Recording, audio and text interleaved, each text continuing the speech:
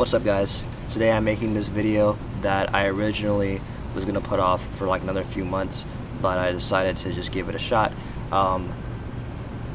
During quarantine I had a lot of time to reflect, of course, and I usually make these videos in my room because I prefer to be in solitude. My whole family is here right now, so I decided, okay, why don't I just come out here and do it outside, because I prefer to be outside anyway.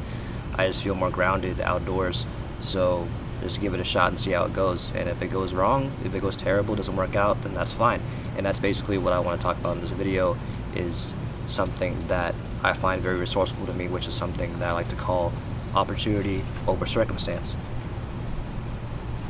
So I want to start off by going into something like some sort of analogy that I came up with, and that is that from the time that you're very young, what happens is that society, a lot of people, sometimes even people that genuinely care about you and love you, will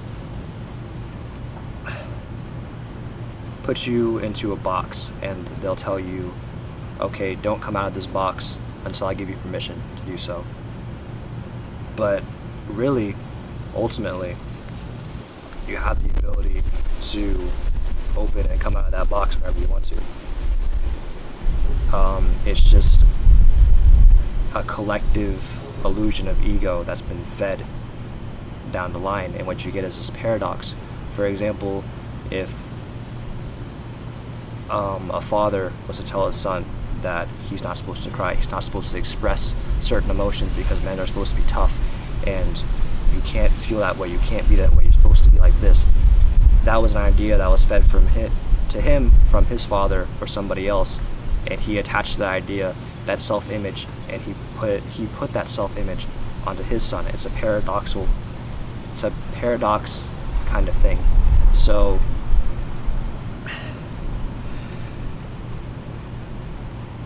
what you can do is just recognize these self-images and this insecurity and this very low vibration of energy, and as you start to recognize it more and more and become more aware of it, you'll start to set yourself free from it, and you'll become a lot more open towards your life. Something else I want to get into is validation.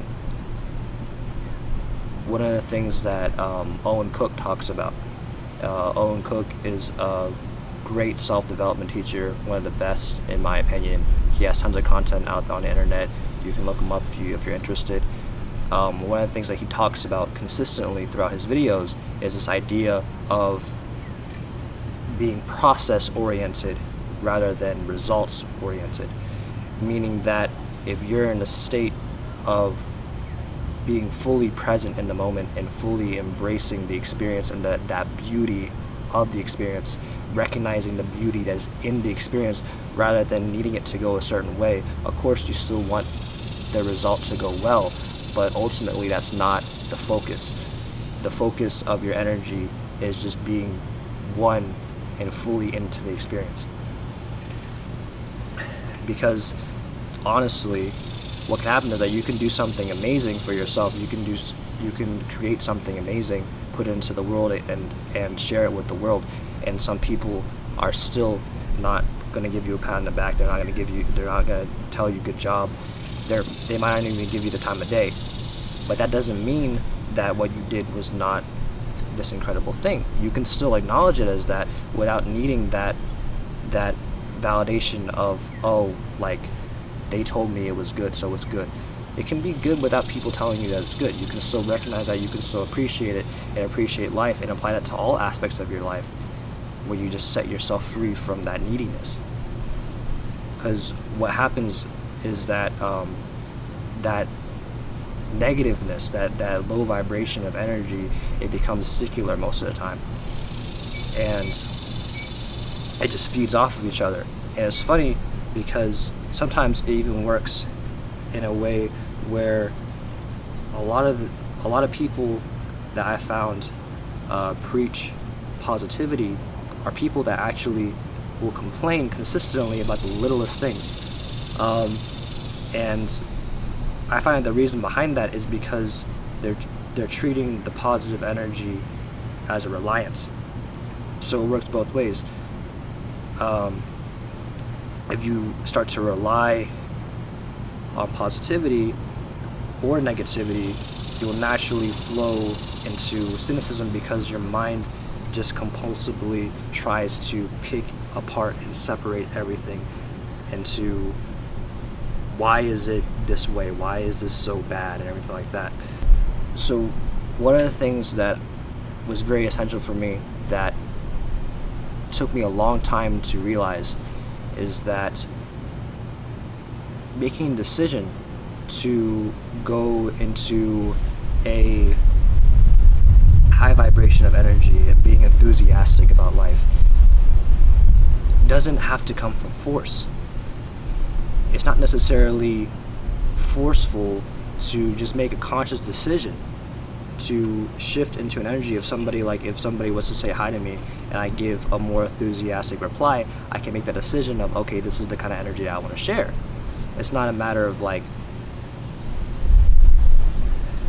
trying to put pressure on myself if I have to act this way, because that's when you start to fall into that trap of how you need to be, and it just pulls you lower and lower.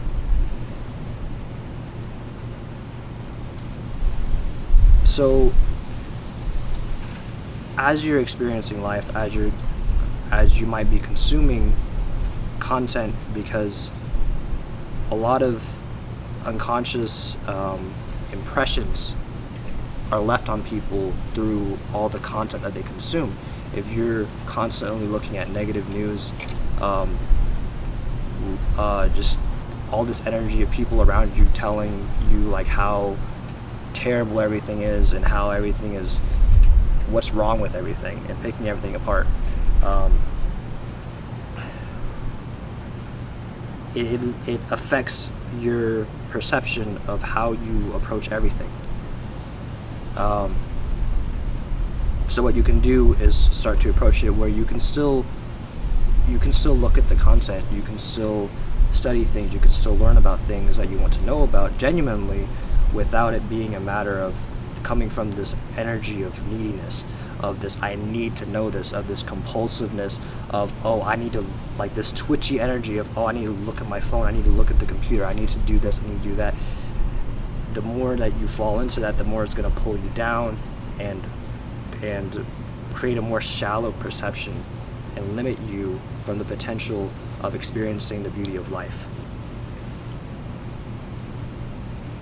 And you don't necessarily have to take this to the extreme. You can still function in society and ultimately recognize this. One of the things that Eckhart Tolle talks about is being a bridge between form and formless. Form being the physical world of circumstances, and formless being the essence and pure life energy that encompasses everything. So you can still function in society, you can still have goals, you can still use the system as a resource and a tool in certain regards, but it's just a matter of ultimately recognizing that that's just a tool, it's just a resource. The system is not you. It's ultimately not you. This is not you. This is not you. All of this is like a web. It reflects each other.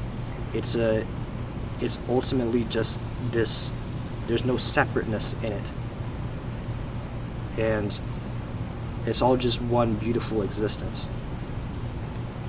So if you just ultimately keep reminding yourself and reconnecting yourself with everything around you in an energy of embrace, it will just naturally create more potential and limitless possibility of the direction that your life can go in. There's so much more freedom in it, at least in my experience. And the thing about this, being able to have all this appreciation for life and experiencing your full potential and the limitless possibilities of all the beauty around you, it's not some special capability, some esoteric thing that only some people are fortunate enough to be able to experience. I'm actually diagnosed with bipolar 2 and other mental illnesses, but this has been so essential for me to discover because it's helped me recognize that there's nothing wrong with me shifting moods. All the feelings and sensations, I can just let them pass through me. I don't have to latch onto them and create barriers in myself with this internal conflict of how I ought to be. I don't have to discriminate and pick apart the way that I'm supposed to act and the way I'm supposed to feel.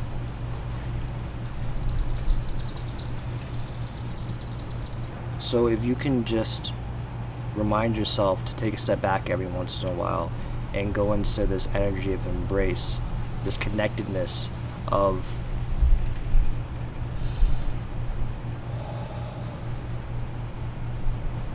I'm here. It's so beautiful. All this, the flowers, the sky. Why is the sky blue? That's where you stop, because that's where you start to drown yourself in this constant rationalization and concepts of why it's beautiful, and that limits it and it confines it. Just like the way you are, who you are, is not something that can be put into this particular mold and point at this and like, oh, that's me. All of it is this reflective energy of oneness. There's no mold to it, there's no form to it. It's all beautiful if you just take a step back out of your mind and just breathe and let it be as it is. And within that, you'll naturally be more open and more willing to just create more out of that recognition and that energy. So that's all I got for today's video. I hope you guys enjoyed it. I hope you got something out of it. It would mean a lot if you leave a like and a comment on how you may feel about any of this stuff. And keep taking care of yourself. Keep growing. And I will see you in the next one.